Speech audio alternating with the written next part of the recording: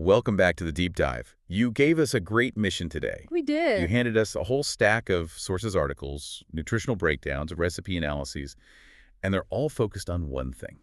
One very delicious thing. Taking the ultimate comfort food, that creamy, cheesy, cozy classic, and turning it into a genuine nutritional powerhouse. That's right. We are deep diving into the surprisingly complex world of cauliflower mac and cheese. Seems so simple, though. Well, on the surface, yes. But this dish is the perfect example of how one small substitution can lead to these huge wellness benefits. Our task is to go way beyond the basics. All right. We're unpacking all these sources to show you exactly how this popular revamp addresses key health goals. Everything from fiber intake and cellular health to, supporting your body's natural detox pathways. Okay, let's unpack that because the fundamental swap is what makes this whole thing possible. It is. We're replacing traditional refined macaroni pasta with tender cauliflower florets. And the sources, they make a really strong case that this isn't just about cutting carbs. No, it's a philosophical shift. It is. It gets you that rich, cozy feel we all crave, Yeah. but, without the heaviness afterwards. Absolutely. We move the dish from being, primarily starch and processed grain to something that's fundamentally whole food based, nutrient dense. And when you say whole food based, you mean just closer to its natural state. Exactly. An actual vegetable, something that inherently contains fiber and micronutrients instead of refined flour. It positions it perfectly as a lighter and just vastly more nourishing alternative. And that transformation, it really starts with the cauliflower itself. Our first section of sources argues pretty convincingly that this vegetable is so much more than a low-carb stand-in. Oh, absolutely. So why is it a superior base, aside from just the carb thing? It all starts with the sheer volume of dietary fiber, and this is critical. It offers multiple digestive benefits that, refined pasta it can't touch. Like a scrub brush for your gut, I think one source called it. That's a great way to put it. It supports regularity, helps maintain a really robust, healthy gut microbiome.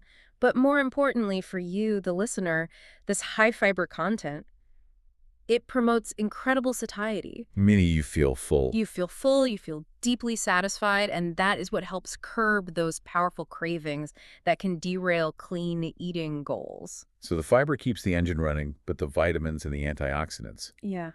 that seems to be where the real return on investment is.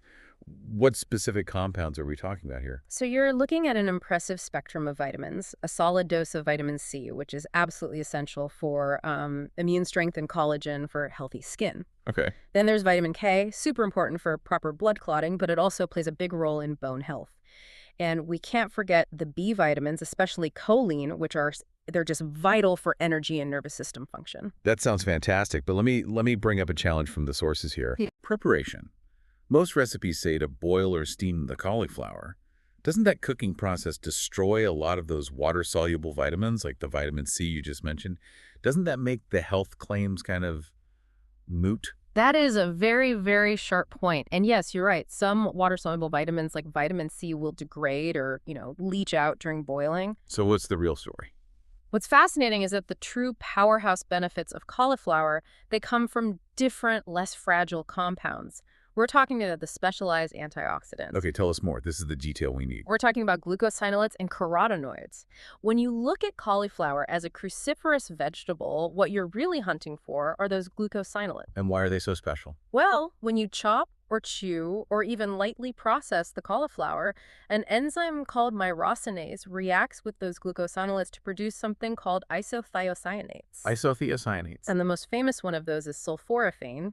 Sulforaphane. I've definitely heard that name before, especially around detox topics.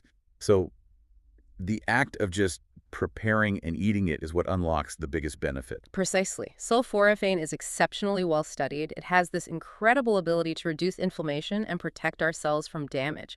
So the takeaway here is even if you lose a little vitamin C while steaming, you're activating these incredible anti-inflammatory cell-protecting compounds that make this base just worlds better than refined pasta. So if I'm summing this up, the swap is a win because it cuts the calorie load, simple math, but the vegetable base maintains that hearty, filling feel. Right, thanks to the fiber. And you get this newly activated sulforaphane complex. Correct. You get efficiency-less caloric density with efficacy, more active, beneficial ingredients. It's really ideal for anyone pursuing weight management or just, cleaner eating because you feel full and satisfied without that caloric debt. That's a powerful case for what's happening on the plate. But let's connect this to the bigger picture. This is where it gets really interesting, because the sources detail how this one change impacts our broader long-term health. What does regularly eating cauliflower mac mean for our systemic wellness? Well, the benefits extend pretty significantly into cardiovascular health. And it's sort of a twofold thing. First, the fiber we talked about, it actually helps bind to cholesterol in the digestive tract, which aids in its removal. Okay, so it helps clear things out. Exactly. And second, the anti-inflammatory properties from the antioxidants, they help keep blood vessels healthy. But the biggest cardiovascular win, I have to imagine, is what we avoid by skipping the pasta in the first place. Oh, 100%. The refined white flour in pasta has a really high glycemic load. Meaning it spikes your blood sugar. It spikes it hard. It rapidly converts to glucose, forcing this massive insulin response from your body. Cauliflower, by contrast, has a very, very low glycemic load. So you're avoiding that whole roller coaster. You're avoiding the roller coaster. It's fundamental for long-term metabolic health, and it supports balanced cholesterol levels. So it stabilizes blood sugar and it fights inflammation. That's a pretty powerful 1-2 punch. It is, and the benefits just keep going right into one of the most complex areas of wellness, detoxification and hormonal balance. Okay. Because cauliflower is a cruciferous vegetable, its compounds specifically target and support liver function. How specific can we get? Because detox can be a pretty vague term sometimes. We can be very specific. Those isothiocyanates, especially sulforaphane, are potent inducers of what we call phase 2 liver enzymes. Phase 2 enzymes. Think of enzymes like glutathione transferases or GSTs. These are critical. They take toxic substances, whether they're from the environment or just metabolic byproducts, and they make them water-soluble. So the body can actually get rid of them. So they can be safely excreted. Exactly. That's fascinating. So we're not talking about some quick, trendy cleanse. We're talking about activating the body's own complex machinery for daily maintenance. That's it. You are optimizing the machinery you already have. And this consistent support for phase 2 detox, it helps whole body wellness and has specific implications for hormonal balance, particularly in how the body processes excess hormones like estrogen. It really frames the dish as a comprehensive tool then. Yep. It's comfort food, but it's also actively supporting how your body functions. Exactly. Which brings us to the most pivotal point for any comfort food, the cheese factor. Ah, yes. The cheese. You can swap the base, but if that sauce tastes thin or bland or just off, the whole emotional comfort element is gone. The dish is a failure. Right. It has to deliver. The sources call this the smarter comfort food approach. Yeah. What are the recipe innovators doing to keep that decadent feel? Well, the beauty is in the smart substitutions that focus on texture and flavor depth. Traditional recipes, they rely on heavy cream, butter, just massive amounts of high-fat cheese. Lighter recipes get that same richness in a few ways. They might use a really sharp aged cheddar, which gives you maximum flavor for a smaller amount, and combine it with, say, low-fat dairy or a bit of cream cheese as a stabilizer. They get that thick, classic texture. Exactly, without just overwhelming the saturated fat count. Okay, but what about the listener who is on a completely plant-based path? How do you get that cheesy umami flavor? That is where nutritional yeast shines. It is a remarkable ingredient. It provides that savory, nutty, cheesy flavor profile. It's the glutamic acid that really satisfies the craving. And it's full of B vitamins. Often fortified with them, including B12, which is great for vegan diets. And for that creaminess, recipes often swap dairy for cashew cheese sauces, which is just soaked, blended cashews, or rich plant milks. So you keep that rich, creamy flavor, but you minimize the saturated fat and you're adding nutrients like healthy fats from the cashews. Precisely. And the end result is a lighter, much easier to digest meal that avoids that heavy feeling you get after a traditional mac and cheese. This flexibility is amazing. It aligns the dish with almost any dietary approach. It's automatically gluten-free. Right. It's easily made dairy-free, vegan, and it's totally keto-friendly if you're careful with your sauce. And critically, it's a whole food, high-fiber vehicle for the whole family. You know, if you have kids who are a little skeptical of vegetables. The ultimate veggie smuggling operation. It is. The creamy, familiar sauce makes this an ideal way to sneak those crucial cruciferous nutrients onto their plate. It fits the brief perfectly for so many people. Okay, that's the theory, but now we have to get really practical. Healthy options can sometimes feel intimidating to cook. Mm-hmm. We need to show the listener that this powerhouse dish is actually simple. Let's do a practical snapshot. Key ingredients, how to pull it off fast. The ingredients are incredibly accessible. You need 1 medium head of cauliflower. For your fat, butter or olive oil works. For the creaminess, some milk, dairy, or plant-based. And a thickener like kind cheese or that cashew cream we mentioned. And for flavor. Your cheese or nutritional yeast. And then it's all about the pantry essentials. Garlic powder, onion powder, a touch of paprika. I like smoked paprika for that. Oh, smoked paprika adds incredible depth. Salt and pepper, and then, optional additions like a tiny pinch of nutmeg or a dash of hot sauce can really elevate it. Let's talk prep, because there are two main ways to handle the cauliflower, and it seems to affect the final dish. Steaming versus roasting. This is a crucial distinction. Mm-hmm. Most recipes call for steaming or boiling until it's fork tender.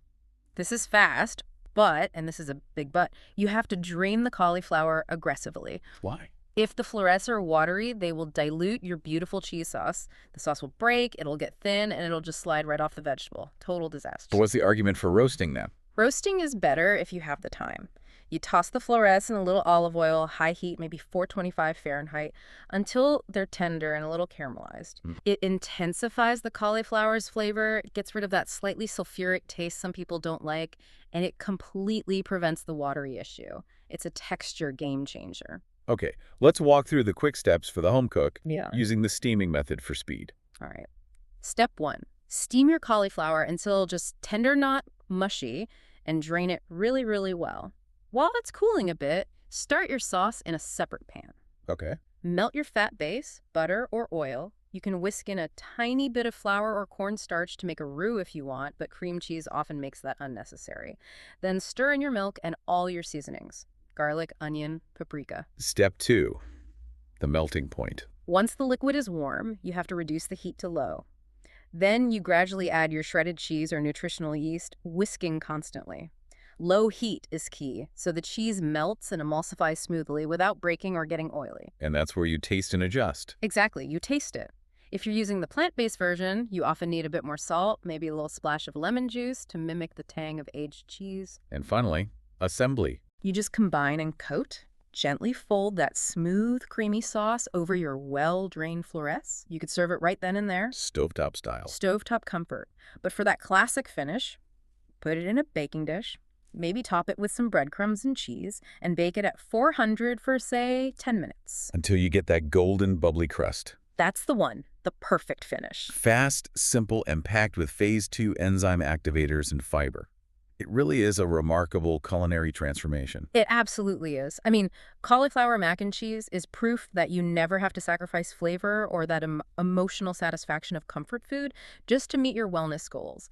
It supports your digestion, protects your cells, and it's flexible enough for nearly every diet. That's the beauty of this deep dive. We started with a craving for indulgence, and we ended with a tool for comprehensive health. Yeah. The lesson here is that intentional substitution yields such powerful results. If these high-impact ingredients like fiber and sulforaphane are key to heart health and cell protection, and we can get that by swapping just one refined ingredient in a classic dish. It really does raise a compelling final thought, doesn't it? It does. What other common refined comfort foods could we completely transform just by swapping out one major ingredient? Could we do the same with, say, lasagna sheets, with pizza crust? It's a fascinating question, and it opens up a whole world of plant-focused transformations for you to explore in your own kitchen. Thank you so much for joining us for this deep dive. We hope this knowledge serves you well. Stay curious and keep eating well.